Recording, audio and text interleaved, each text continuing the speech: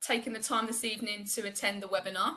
I appreciate that you guys are exceptionally busy as it is Sounds like it's on mute. And as part of your volunteering with your clubs, whichever organisation you're joining us from today. So thank you very much for that. You are joining our first webinar today. So it's a privilege to have you all on board. Hopefully it will be one of many. We've definitely scheduled in to have at least 10 between now and the remaining part of the season.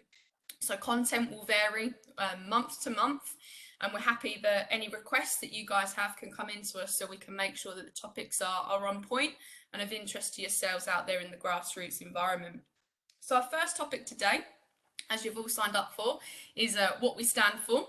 So we're looking today at developing a vision and values for your club or your league, or if you're from a different footballing organisation and you want some more top tips on what to look for when creating a vision and a value and a mission within your club, this is the webinar for you.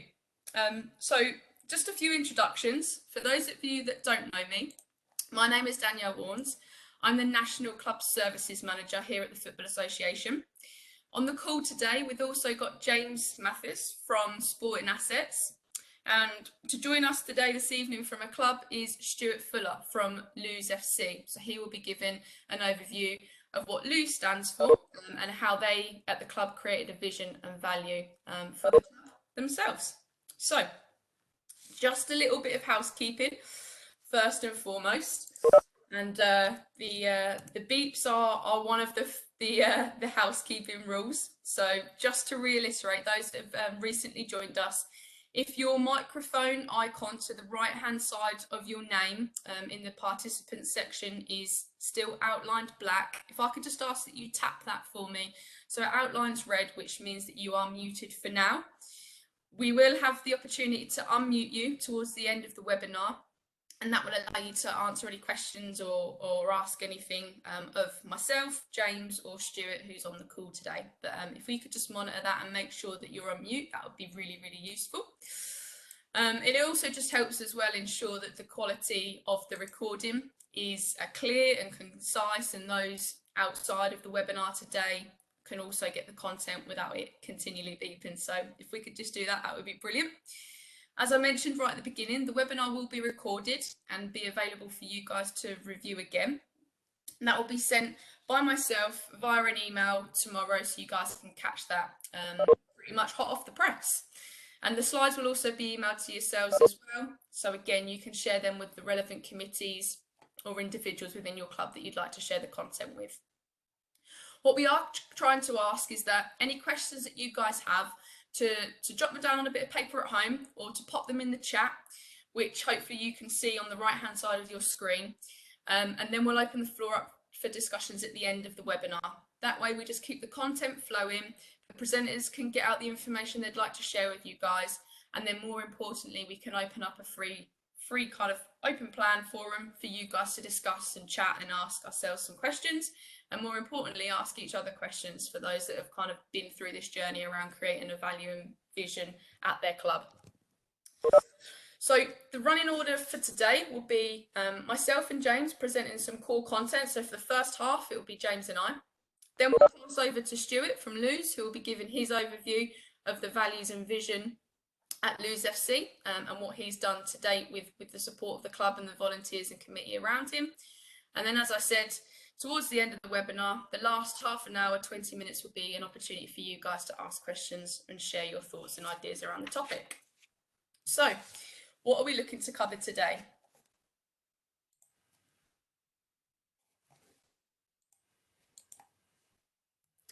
So, unpicking the terminology first and foremost. There's a lot of keywords out there that will be popping up throughout the webinar, so it's really good for us to understand actually what do they mean, how do they have relevance within this topic, and more importantly, what ones do you need to know and understand to take away today for you to try and implement in your club. I guess the second one's really, really important. We speak about vision and value and missions all the time, but why? What's the real purpose of needing to implement them within your club environment and outside for the wider world and the community that you're situated in, for them to understand really why you exist and what your vision and your values are as a grassroots club or a grassroots league?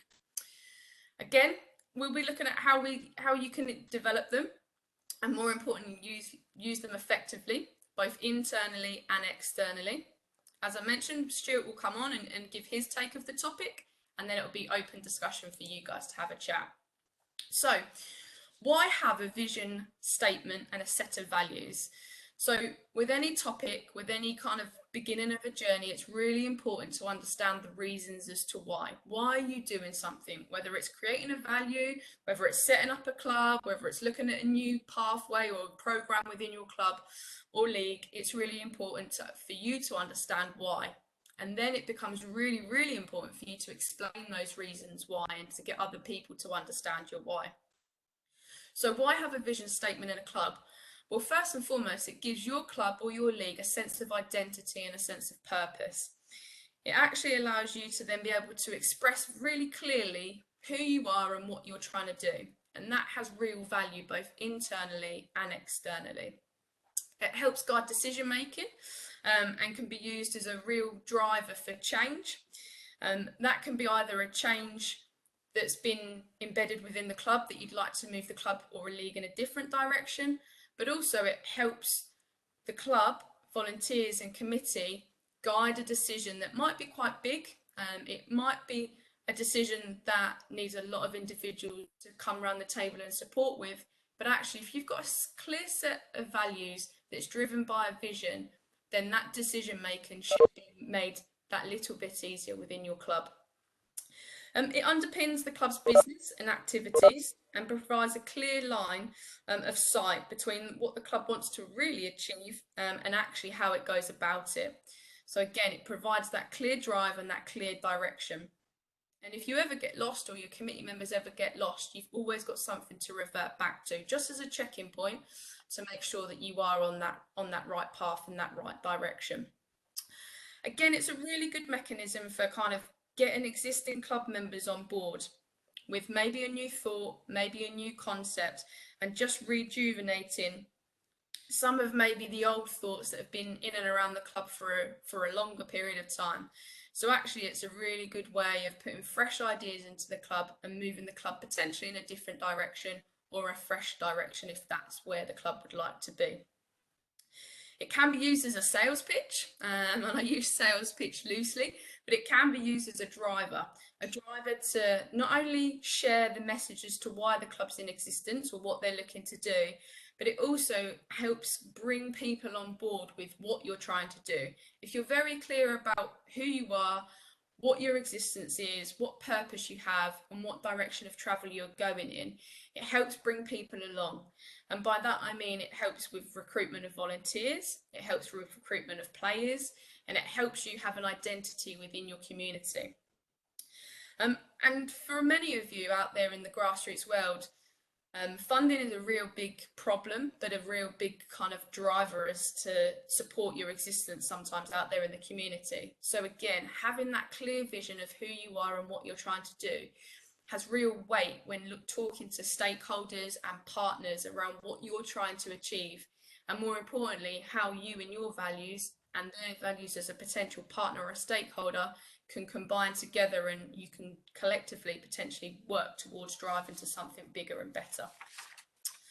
So I mentioned right at the beginning that the terminology actually can be quite confusing, and there's a lot of terminology out there. So it's really important that first and foremost we understand what does all the words out there around values and missions mean. And you'll see on the screen there, we've pulled out kind of 6 or 7 main key terminologies which are used when talking around values, visions and missions. So first and foremost, the vision is almost like, what do you want to be seen as? What are you being viewed as from an outsider looking in? What's the purpose? Why do you exist? Why does your club exist? Are you there to support the needs of your community? Are you there as a development club? Are you there as a club that is looking to strive to be one of the best competitively. And whatever your purpose is as a club or a league, that's absolutely fine. And defining that makes that even better for individuals, like I mentioned, inside and outside of the club, to be aware of that. Your mission, how are you going to get there? What does your roadmap look like? Do you have milestones in place that are going to help you reach your overall aims and objectives as a club? And then your aims and objectives, led myself on quite nicely there, really is around your short-term, medium-term and long-term goals, and actually the way that you're going to achieve them, and more importantly, what you want to achieve, set by those clear milestones, that clear roadmap of your mission, leading towards your purpose and your vision as a club or a league. To having objectives, so kind of targets and measurable intentions. They can be kind of quantitative, qualitative, they can be specific, or they can be realistic. It just depends what your aims and objectives are and how you want to get there.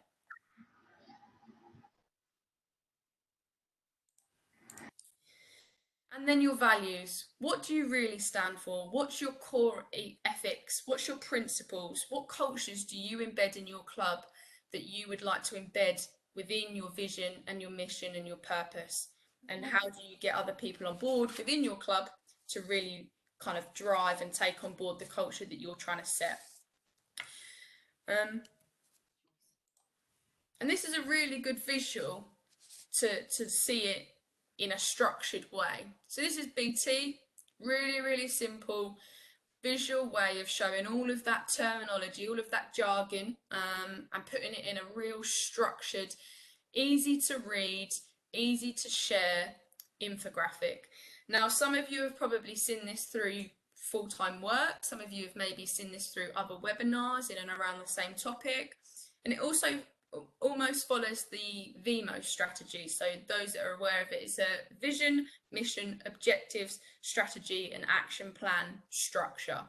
Now, I'm not saying go away today and look more into this in terms of a VMO, but it's a really good way actually of structuring what you're trying to say as a club and what values and vision you're trying to share internally and externally. But again, really nice visual. You can do that in your club, you can do that in your league, you can make it look however you want, but I thought actually that's a really good way to summarize some of that terminology that we were just speaking about. So what does a good vision statement look like? So it's really, I think we've understood actually what all the terminology is out there and kind of understanding that first and foremost.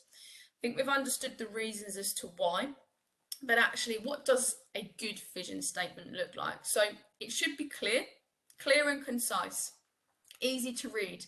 The BT example we've just had there, 5 or 6 different sections, no more than a few words in each, but it was clear and it was concise. And it had a direction. They knew where they wanted to go. And that being at the forefront of everything that you're trying to encompass in your value and your vision is looking at what's that direction of travel and are we going in the right way. It should definitely include some of your values, and we'll go on to values a little bit later on. As I've mentioned, again, teed myself up, it should be clear and concise, no more than a few sentences. Again, that helps with just it being a snappy, something for people to remember, and it is something that people can relate to. When things get a bit too long and a bit too complicated, it makes it unrelatable and it makes it a real challenge to then try and revert back to what actually your vision is if it becomes kind of too complex. And again, you should be clear about where the vision statement will appear and where it will serve. So the BT example was on their website, so public domain. Your vision could be on your website as well. There's nothing wrong with that. I've seen good examples of club values and club visions on mugs that are given, obviously, when supporters come and get a cup of tea or a cup of coffee. It could be embedded on kits, it could be embedded on players' bags, on handbooks, on parent guides. So there are plenty of ways where a good vision statement can be shared. And like I say, short, sharp, snappy, and that will get people remembering it and, more importantly, talking about your vision. So it's a really good opportunity for us to talk about the FA's vision and what we have. So we have a real clear purpose at the FA, and that's to unite the game and inspire the nation. And that's our overarching vision for the Football Association as a whole. And then within each department, we've got our own kind of mission as such. And our mission in the grassroots leagues and clubs team is to help you guys as our grassroots clubs and leagues be the best places for people to play and enjoy the game. So we have our overarching vision, which is unite the game, inspire the nation. And this is our mission, to try and ensure that you guys, the clubs and the leagues, are the best places for people to play and enjoy the game. And everything we do in terms of our thinking, our strategy, is all based around our mission, to ensure that we help you as grassroots clubs and leagues, provided with the up-to-date services and support mechanisms, so you can go out there and ensure that your clubs and leagues are set up in the best possible way and that you're serving your community in the best possible way. And here are just a few other vision and mission statements that we have out there. James, I think it's probably a really good time to connect you in actually and talk about Sporting Assets, vision and mission, and then I can continue. I don't want to steal your thunder, so do you want to talk a little bit about your vision and mission? Great, thank you, Danielle, and good evening all. Yeah, hopefully you're not now going to rip apart our vision and mission. We recently kind of went through a little revisit of what we do, and yeah, you know, it might sometimes sound a bit grandiose having a vision. I mean, we're a team of about 10 people, and as Danielle says, it's, you know, actually for us it's still important, even though we might never actually achieve our vision. It's just nice to have something to pitch for and aim for. So for us, our vision is a nation enjoying thriving sporting places open to and led by their local community, which gives us something to aim at. And then the mission just starts to provide a little bit more detail about how we're going to get there. So for us, like, each of those words kind of means something. There's almost a little definition behind each one. So, you know, drive for us means that we're actually kind of pushing the boundaries, trying to get the sporting sector to move in a different direction. So continued development of relevant, resilient and impactful community sports sector. So, you know, relevant means that it's, you know, really led by the communities. They're credible, resilient. They've got to be sustainable. And, you know, the groups have got to have